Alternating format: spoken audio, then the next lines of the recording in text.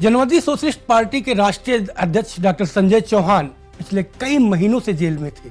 आखिरकार उन्हें जेल क्यों जाना पड़ा, जबकि वो बीजेपी के सहयोग में भी थे? इस पूरी बातचीत के लिए खुद हमारे साथ जनवादी सोशलिस्ट पार्टी के राष्ट्रीय अध्यक्ष मौजूद हैं।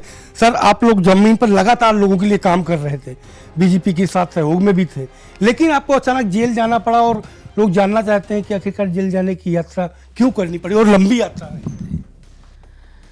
संजय जी, 2008 का ये मामला था और जनवादी पार्टी अपने गठन काल से ही अति पिछड़ी जातियों का आरक्षण अलग कर दिया जाए, क्लासिफिकेशन कर दिया जाए बैकवर्ड रिजर्वेशन का, दलित रिजर्वेशन का, दलित रिजर्वेशन में भी क्रीमिलेयर लागू कर दिया जाए ताकि इस रिजर्वेशन का फायदा इस वर्ग की सभी जातियों को मिल सके। स्थिति ये थी, जिस दौर में हमारा ये आंदोलन चल रहा था, स्थिति ये थी कि सपा की सरकार जाती थी, बसपा की आती थी, बसपा का जाता था, सपा की आती थी। और उन 30 सालों में इस पूरे आरक्षण का फायदा, सपा की सरकार आई तो बैकवर्ड का पूरा आरक्षण यादव ले गए, बसपा की सरकार आई तो दलित का पूरा आरक्षण चमार और जाटो ले गए। शेष जातियां कमजोर थी, राजनीतिक रूप से कमजोर थी, वे आरक्षण का फायदा नहीं ले पा रही थी। तो जनवादी पार्टी कर्पूरी ठाकुर जी के अनुसार, जैसा कि बिहार में लागू था कि बैकवर्ड का आरक्षण में बैकवर्ड की मजबूत जातियों का आरक्षण अलग था और कमजोर जातियों का आरक्षण अलग था, एनेक्सर 1 और एनेक्सर 2 था। अति दलित जातियों का अलग था, महादलित जातियों का अलग था और दलित जातियों का अलग था। तो वैसे यूपी में भी कर दिया जाए, उस मांग को लेकर के जनवादी पार्टी का बड़ा जन आंदोलन उस दौर में चल रहा था। उसी दौर में उस दिन प्रदेश व्यापी जेल भरो आंदोलन था और हमारी ड्यूटी सोनभद्र जिले में लगी हुई थी और बसपा की सरकार थी और बसपा लगातार ये प्रयास कर रही थी, चूँकि उस समय हमारी कम्युनिटी का total vote bank Bahujan Samaj party के साथ था और बहुजन समाज पार्टी में 2 बड़े नेता हमारे जात के थे, दारा चौहान और फागू चौहान। एक सदन में नेता हुआ करते थे और एक जन यहाँ कैबिनेट मंत्री हुआ करते थे। तो बराबर ये लोग मेरे खिलाफ बहन जी का कान भरा करते थे। तो उस समय बसपा के बड़े नेताओं की ये थी कि हमारे जन आंदोलनों को देख करके, हमारी जन आंदोलन और हमारे व्यक्तित्व को नक्सल से जोड़ करके लोग बनाने का प्रयास किए। और धरना के दौरान वहाँ जब जेल भरो आंदोलन था, कचहरी में था, उस दिन तहसील दिवस भी था, बहुत भीड़ थी और हमारा कार्यक्रम चल रहा था। उसी दौरान बगल में एक सरकारी जीप जला दी गई। हमें नहीं पता उसने किसने जलाया, लेकिन उस जीप के जलाने का पूरा आरोप जनवादी पार्टी पर लगा करके हम लोगों को जेल भेज दिया गया। 307 सहित तमाम धाराओं में निरुद्ध किया गया। उस दौरान भी मैं डेढ़ महीने जेल में था मिर्ज़ापुर। और उसी मामले को जब कंप्लीट हुआ है तो उसमें इस भाजपा सरकार में मुझे 4 साल की सज़ा दी गई। और मज़े की बात यह है कि हमारे मामले में एक भी गवाही पुलिस के अलावा किसी दूसरे व्यक्ति की नहीं है, सिविलियन की नहीं है। और भारतीय कानून व्यवस्था में पुलिस की गवाही कोर्ट में मान्य नहीं होती है। एक पुलिस ही ने गवाह दिया और एक भी पुलिस की गवाही हमारे खिलाफ नहीं थी, उसके बावजूद भी मुझे सजा कैसे हो गई? जिस दिन हम कोर्ट में मामला सुनाया जा रहा है, मुझे कस्टडी में लिया जाता है, उस दिन जज अपने ग्लास पर बैठे हुए हैं और कह रहे हैं कि चौहान जी आज जाइए, कल हम आपको यहीं से जमानत दे देंगे, आपके ऊपर कोई धारा का चार्ज नहीं बन पा रहा है, थोड़ा एक छोटी धाराओं का है, आप कल आइएगा, मैं सज़ा सुनाऊंगा और यहीं से आपको बेल दे दूंगा। और दूसरे दिन हम लोगों को बुलाया जाता है तो 4 साल की सज़ा सुना दी जाती है। 7 साल की सज़ा में किसी को व्यक्ति को भी अरेस्टिंग करने का पावर पुलिस प्रशासन को नहीं है। 7 साल की सजा का जमानत दरोगा भी अपने बिहाफ आप दे सकता है थाने से। जज के पास पावर था कि वो हमें सजा भी सुनाया और तुरंत हमें बेल भी दे सकता था। तुरंत हमारा बेल एप्लीकेशन पड़ा, लेकिन उसने बेल भी खारिज कर दिया और कहे कि आप हाई कोर्ट चले जाओ। हमारे ऊपर दंड लगाया गया 45,500 रुपये। जब दंड पर बात होती है तो टिप्पणी है जज की कि पार्टी के पास तो बहुत पैसा है, पार्टी तो ब्लैक मनी को व्हाइट मनी करती है। तो निश्चित तौर पर यह मन में संशय पैदा होता है कि कौन व्यक्ति है, किसके प्रभाव में हमें ये सज़ा सुनाई गई। 2024 तक, 2017 से लेकर के 2024 तक मैं अखिलेश यादव जी के साथ रहा। जब अखिलेश यादव जी के साथ कोई नहीं था तब मैं खड़ा हुआ और पूरी शिद्दत से अपने पार्टी के कार्यकर्ताओं को लेकर के पिछड़ी जातियों में भरोसा और विश्वास दिलाया कि अब शिवपाल यादव वाली समाजवादी पार्टी नहीं है, ये अखिलेश यादव जी वाली समाजवादी पार्टी है जो सबको लेकर के चलना चाहते हैं, सबको सम्मान देना चाहते हैं। खैर 2019 का लोकसभा लड़ा महागठबंधन में, विधानसभा लड़ा। जब विधानसभा का टाइम आया तो उत्तर प्रदेश का जो डेमोग्राफी है पूर्वांचल की जाति, जहाँ चौहान है वही राजभर है, जहाँ राजभर है वहीं चौहान की भी बड़ी आबादी है उन सीटों पर। तो अखिलेश जी को लगा कि मुझे ओम प्रकाश राजभर को लेना है, तो उन्होंने कहा कि संजय जी त्याग तो आप ही को करना पड़ेगा क्योंकि आप ही की सारी सीटें ओम प्रकाश राजभर मांग रहे हैं। मैंने कहा कि मैंने संकल्प लिया है आपकी सरकार बनाने का, आपको मुख्यमंत्री बनाने का, तो उसमें मेरा स्वार्थ कोई मायने नहीं रखता है। हमें जो मिल जाएगा हम उसी पे संतोष करते हैं। आप गठबंधन करके अपनी ताकत जितना बढ़ा लेते हैं बढ़ा लेंगे और अच्छा होगा। और हमारी सारी सीटें उन्होंने ओम प्रकाश राजभर को दे दिया। रिजल्ट जो रहा, बट हमने ईमानदारी से काम किया था।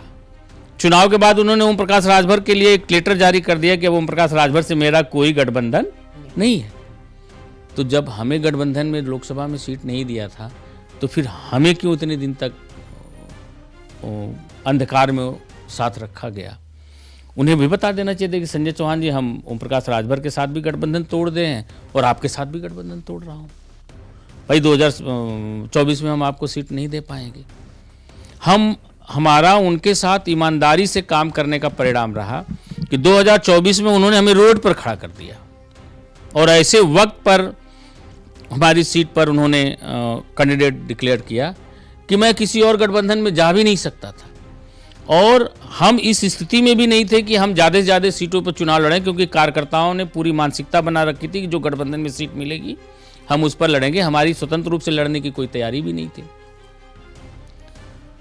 फिर मैंने किसी बीजेपी के नेता से संपर्क नहीं किया, बीजेपी के खुद बड़े नेता मुझसे संपर्क किए कि संजय जी आपके साथ गलत हुआ है, आप भाजपा के साथ आइए, हमारा सहयोग करिए, चुनाव बाद हम आपका सहयोग करेंगे, चुनाव बाद हम आपको कहीं न कहीं एडजस्ट करेंगे। और ये भी नहीं है कि बीजेपी के किसी थर्ड पर्सन से मेरी बात हो रही है, जो बीजेपी को चला रहे हैं उन लोगों से मेरी बात हुई, उन्हीं लोगों ने मुझे बुलाया। फिर मैंने अपने 16 कैंडिडेट उतारे थे पूर्वांचल की विधानसभा की सीटों पर, मैंने अपने कैंडिडेट विड्रा किए और जितनी शिद्दत से हो सकता है बीजेपी के लिए भी काम किया। उन्होंने ओम प्रकाश राजभर को सीट दिया, संजय निषाद को सीट दिया, अनुप्रिया पटेल को सीट दिया। उनकी बिरादरी का वोट बीजेपी लेने में कामयाब नहीं हुई, न बीजेपी को उनकी बिरादरी के लोगों ने वोट दिया, लेकिन मुझे बीजेपी कुछ भी नहीं दी थी। उसके बावजूद भी मेरी कम्युनिटी का 99% वोट बीजेपी को मिला। और हमारे लोगों ने भरोसा और विश्वास करके कि हमारा नेता बीजेपी के साथ है, तो हमारे नेता का सम्मान कहीं नहीं जाना चाहिए। हमारे लोगों ने बीजेपी को 99% वोट किया और हम बीजेपी के साथ आए। तो मेरे साथ क्या हुआ, अखिलेश यादव तो रोड पे किए थे, बीजेपी हमको जेल में कर दी। तो अब हमारे पार्टी के पदाधिकारी, कार्यकर्ताओं और सारे लोगों का और मेरा भी मनोभाव अब इस स्थिति में है कि अब हम अपने पार्टी के संगठन को मजबूत करेंगे। संगठन को मजबूत करने के साथ साथ राजनीतिक रूप से अब किस ओर चलेगी पार्टी? काफी लंबे समय से जेल से आप बाहर निकले। देखिए, जेल में जाने के बाद जब कोई व्यक्ति जिस समाज का नेता होता है, उस समाज को उसकी महत्ता का एहसास कम होता है, लेकिन जब नेता उनके बीच से निकलता है, जाता है, तब समाज को लगता है कि मेरे पास क्या था और क्या खो गया। तो जनवादी पार्टी का जो जनाधार है, हमको जेल में भेज करके लोगों ने और मजबूत कर दिया है, समाज की सहानुभूति और मजबूत कर दी है। हमारे बीजेपी के लोगों से अच्छे संबंध हैं, लेकिन अब हम अपने संगठन को मजबूत बना करके 2027 के चुनाव तक हम अपने को इतना मजबूत करेंगे, हम अपनी गोलबंदी को इतना मजबूत करेंगे कि हमें किसी के सामने कटोरा लेकर के हाथ फैलाने की ज़रूरत न पड़े। और अभी 2025 में इस महीने अगले महीने घोसी विधानसभा का उपचुनाव होगा, सीट खाली हुई है, नोटिफिकेशन भी हो गया है, सरकार चुनाव कराने की व्यवस्था में भी लग गई है। वहाँ हमारे पार्टी के लोग भी चुनाव लड़ने की पूरी मुकम्मल तैयारी कर रहे हैं और 21 दिसंबर को हमारा कार्यकर्ता सम्मेलन है।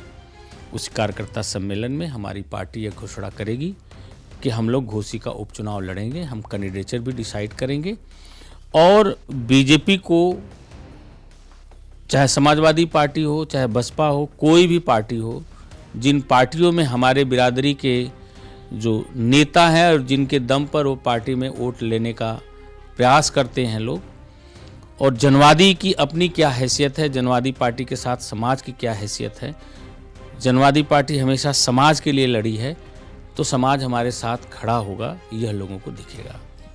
क्या लगता है कि बिहार का इलेक्शन, क्योंकि जिस तरीके से हम लोगों की बातें हो रही थी, बिहार को लेकर के आपकी तैयारियां पूरी बड़ी तरीके से थी, तो क्या बिहार का चुनाव आपका जेल जाने का मुख्य कारण बनता है? देखिए, बिहार विधानसभा का चुनाव में हम बिहार में बहुत मजबूती से तैयारी किए थे और बीजेपी और जदयू गठबंधन जो पिछले चुनाव में रिजल्ट लाया था, सरकार तो बनाए लेकिन उनके पास बहुमत का आंकड़ा बहुत कमज़ोर था।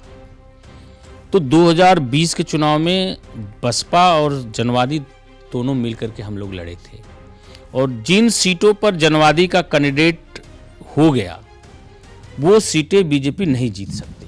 ये हमारा 2020 का भी ट्रैक रिकॉर्ड है कि जिन जिन सीटों पे जनवादी पार्टी लड़ी है वहां भाजपा और जदयू गठबंधन हारा है।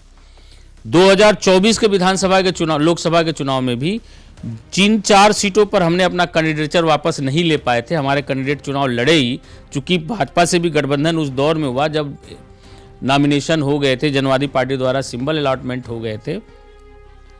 4 सीटों पर हम अपने कैंडिडेट नहीं विड्रा करा पाए थे और उन 4 सीटों को बीजेपी को हारना पड़ा। बीजेपी को ये पता था, बिहार के लोगों को, बिहार के नेताओं को भी ये पता था कि अगर जनवादी और बसपा दोनों मिलकर के फिर चुनाव लड़ेगी तो 2020 से बड़ी ताकत जनवादी की आज है। बहुजन समाज पार्टी हमारा कितना नुकसान करेगी नहीं करेगी, लेकिन जनवादी पार्टी और ज़्यादा सीटों पे लड़ेगी। तो जिन सीटों पे लड़ेगी उन सीटों को भाजपा को जीतना मुश्किल काम हो जाएगा, क्योंकि बीजेपी का बैकबोन है। 2012 तक मेरा समाज बीजेपी को नहीं वोट करता था, तो बीजेपी की हालात आपने 2012 तक देखा होगा उत्तर प्रदेश में। 2014 को वोट देना हमारा समाज जब वोट किया तो सारी पिछड़ी जातियों में मूवमेंट बना और बिहार की राजनीति में 12% 14% का वोट बैंक हमारा समाज है और टोटल बीजेपी को वोट देता है। तो बैकबोन है बीजेपी का, जहां वो घिसकता है थोड़ा सा वहां बीजेपी कमजोर हो जाती है। तो मुझे लगता है कि ऐसा भी हो सकता है कि लोगों को लगा हो कि बिहार विधानसभा के चुनाव से अगर हम इनको बाहर कर देंगे तो फिर जनवादी पार्टी मजबूती से वहाँ चुनाव नहीं लड़ पाएगी। और मजे की बात देखिए, मैं अंदर चला गया, हमारे 8 कैंडिडेट, मजबूत कैंडिडेट पर्चा भरे थे और सबका पर्चा जबरदस्ती खारिज कर दिया गया, किसी को चुनाव लड़ने नहीं दिया गया। तो ये चीजें भी हमारा समाज देख रहा है।